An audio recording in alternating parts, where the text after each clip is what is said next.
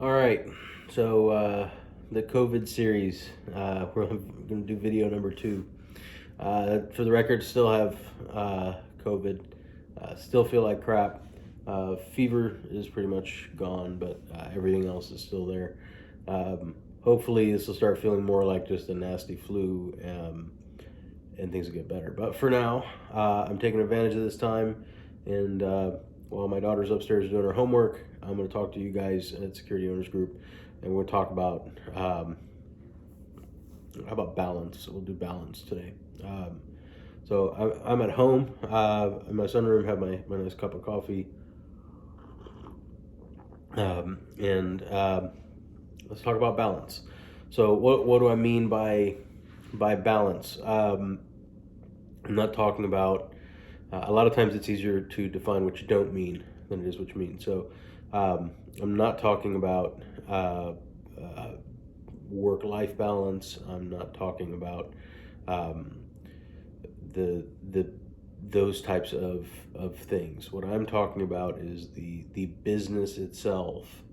If you look at a business as a living, breathing organism, as its own creature, um, much like ourselves, our bodies have to be in balance to operate at peak performance.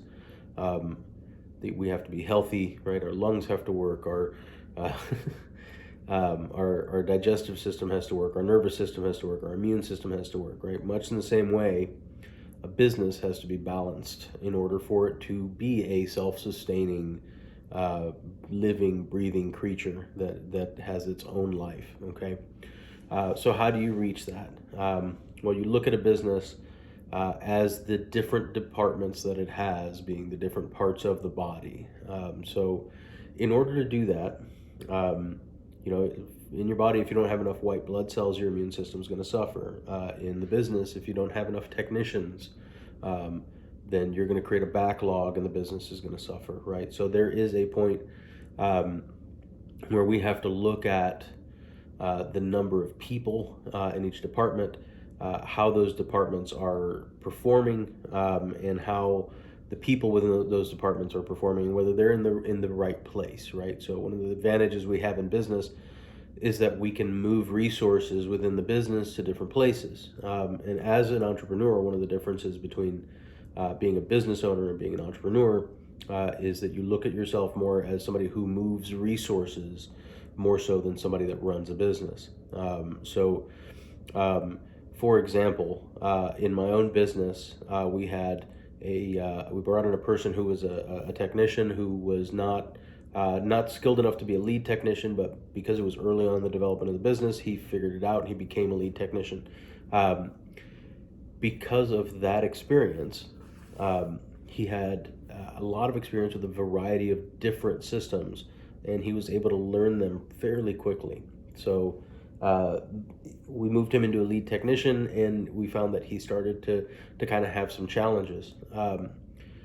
So we ended up moving him over the course of I think about 3 or 4 years. He now runs our service department. So essentially, if the business were a body, we gave him his own organ, right? Um, and he's killing it because his mindset and his experience and the things that he knows and values were not being misused, but they weren't being put to their highest use as a lead technician. They are now at a much higher use and a much higher value by running the service department and actually giving him authority, or not authority, responsibility over the P&L. So in that same way, you have to look at the business and use metrics. You have to measure things, right? So unfortunately, this is one of the harder things to accomplish because um, one of my biggest complaints in this industry is that I was never able to walk into a security company and do something like count the vans and tell you how much revenue they have. There's just no standard in our industry. There's so many different ways of doing things that it's not really possible to do. So, what do you need to know if your business is in balance? Well, you need a series of metrics. Among those are the number of people that you have that are revenue producing versus non-revenue producing, because each one of those non-revenue producing people may support the system, may be necessary, but they are going to increase your labor burden. So for every hour that you sell, they're going to have to pay for a portion of that person, a portion of that asset that's not being used, a portion of the office that's too big, a portion of whatever it is, the bad insulation in the front office that you're spending more money on heating than you need to. So in order to balance the business, you got to look at things like that. And unfortunately, and I do these off the cuff, so with COVID brain, it's kind of hard. You'll have to bear with me a little bit, but let's go back to the very beginning, right? Let's go back to what the business sells. And our industry is so fractured, you can't even standardize that. So let me explain what I mean. A business that does high-end product, higher end product, and I don't mean 4K Hikvision, I mean a Vigilon Genetec Milestone. You're doing higher end installations with analytics, with higher end properties. They are going to struggle to make more than 35-40% on parts. Okay. Now a business doing kind of midline, let's say, I don't know, pick your VMS that's not a super high end. I'm assuming if you're this far into running your business, you know what I mean by midline. Those companies are going to be able to run a much higher margin on parts, usually around 50%, maybe a little bit higher. Then you've got the companies that do a lot of OEM equipment, right? These are the guys that are kind of becoming obsolete now with NDA and everything else. But there was a time where if you were selling Dahua or Hikvision or that kind of stuff, you were making 65 points on your parts. And it sounds absurd, but here's the thing. If you were selling that equipment and you were not pushing 65 points on your parts, you were not making it. Because it takes the same amount of time to install a $100 camera as it does to install a $500 camera, as it does to install a $2,000 camera. Okay, so if you're selling high-end product and your margin is much lower, your revenue and your profit for every hour that you have out in the field is considerably higher, even if your margin is low. So yesterday I talked about percentages, right? Everything being a percentage. Revenue is 100%, cost of goods comes off of that, and then your expense comes off of that. What's left over is your profit. Again, if you're in profit first, you use a totally different way of looking at things, but that's kind of how things work, right? If you start looking at things from the perspective of what is your most limited resource during this process, you can start to optimize the business to maximize that resource. So if you can buy as many parts as you want, assuming you have the credit, right? And if you don't, you can get a deposit and you can continue to buy more parts. So parts are not the problem. As a matter of fact, parts are, nowadays, this may be changing because of the supply chain, but historically, labor is your limited resource. So your job as an entrepreneur, somebody who runs a business and maximizes the value of individual resources, is to make sure that the business makes as much as possible for every hour that it invests. So that's how you reach a balance point in the business. Now, you can go too far, and when you go too far, the market is going to reward you with lower sales, right, with lower close rate. So you do have to be careful. There is an end point. But the first point of balance is to know where your business falls in that, because a business that's selling, let's say, a Vigilon, is going to run into a probably a 2 or 3 to 1 parts to labor ratio. For every dollar in labor, they're going to sell $2 or $3 in parts. Kind of a company running midline equipment is probably going to be closer to 1.5 to 1. So for every dollar in labor, they're going to sell $1 to $1.50 in parts. And if you're on the lower end selling OEM equipment, you're oftentimes gonna have a hard time breaking 1 to 1. So what does that mean? Let's look at that, right? If I have my labor, let's say I have 100 hours that I can invest in a given time period. Let's call it a month, right?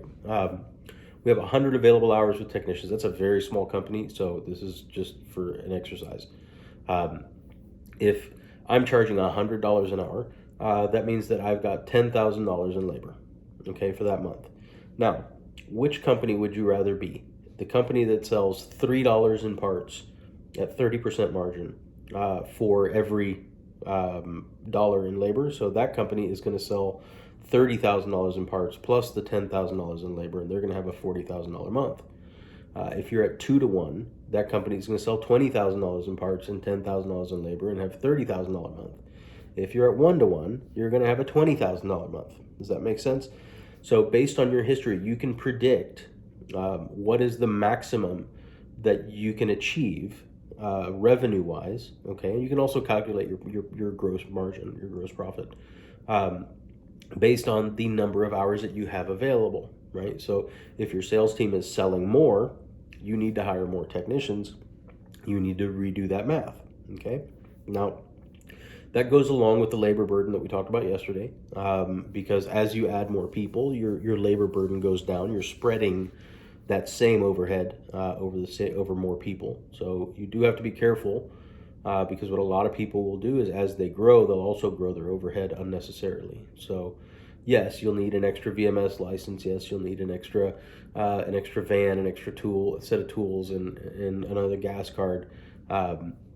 But you be careful with what how far you push that. Don't just take on additional expense. Still buy the cheaper stuff that is going to give you a better return and still get the job done reliably, right? So, okay, that is the first part of balance, is the parts to labor ratio, how that works within your business. You can then take that, okay, and set goals, right, to improve your parts to labor ratio. Obviously, the market is going to limit how far you can go. You can't take a part that has an MSRP of $250 and sell it for $600. You can. The market's going to bite you back, right? You can't be a jerk.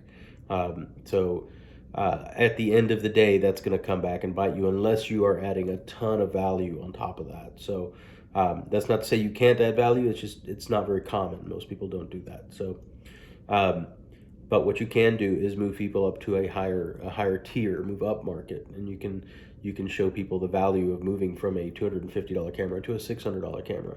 That takes time. It takes investment. It takes a sales process. It takes skill and knowledge. So, excuse me, Corona. So it gives you something to shoot for, okay? But the first thing in achieving balance in the business is knowing where you are. So there's the next step. Once you've got that under control, now you need to see, okay, for every technician or for every salesperson that I have, how many technicians can they produce, right? Can they support? Can they feed, essentially? So in some businesses, it's going to be one salesperson can support 10 technicians. In others, it's going to be one salesperson can support up to 2. In some younger businesses, it's part of one. But when you make that decision, it's never a flat number, right? It's 2.1, right? So if you have one salesperson, you can support 2.1 people, and you only have 2 technicians. Well, you're 5% under your capacity, or 5% over your capacity, right? You need another 0.1 technician. So what happens? You have to add a third technician, right? Now you've got too many technicians for the number of sales guys that you have. So you add another sales guy. That sales guy now gets you up to 4.2 capacity, right? But you've only got 3, so you're under. You need more technicians, right? You add another one. Guess what? You're back at 5% under what you can get out of those people. So out of those human resources. So finding that balance is interesting, and you do have some levers you can pull, right? You can adjust your labor rate. You can do things to increase your close rate on projects, on quotes, which will then require more technicians per salespeople. Okay, what you want to do is maximize the number of revenue producing people. Now, sales is revenue producing, but sales is not cost of goods. Cost of goods is your technicians. Those are what I mean by revenue producing. They are a technician's hour is the same as a part that we buy, right? We buy that hour from the technician, we sell it to the end user and we add value along the way by providing the parts and providing the smarts and providing the design and everything else. So those are the things that I would start with if you're looking to put your business in balance. Some of the symptoms that you may have if you're out of balance is that no matter what you do, you're always chasing the top line, and you're never able to achieve net profit. So if you find yourself trying to add more salespeople, sales solves all problems, that is a major indicator that you need to look at your business from a holistic standpoint and find out if it's in balance. Because if it's not in balance, the more you sell, the more you will lose. Ask me how I know that, because I've been there. So that is one major thing. Another thing that you'll find is if your projects are coming in consistently over on hours, that's a sign that you're out of balance, because it could mean that your technicians are worried that there's not going to be enough work for them. So they are stretching the projects out longer. That's not always the case, but that is sometimes the case. And again, ask me how I know that one, because at one point I had way too many technicians for what we were able to do. Now, those are a couple of the symptoms. I'm sorry if this seems a little bit disjointed. Again, I've got COVID brain, and I come into these basically as a streams of consciousness. I'm not trying to make any specific point. I'm just trying to do brain dumps and help other people who are trying to grow their business. Some of it may be helpful to you, some of it may be remedial to you, some of it may be way too advanced. But either way, I hope it helps. And if you are finding it helpful, go ahead and give me a quick subscribe here on YouTube. Just hit the button down there somewhere. I'm not sure where I'm going to put it, but I'll put it there. So again, I'm Armando with Armando with Security Owners Group. I almost said my integration company's name. So you can reach us at securityownersgroup.com. Give us a quick subscribe if you like. Appreciate you.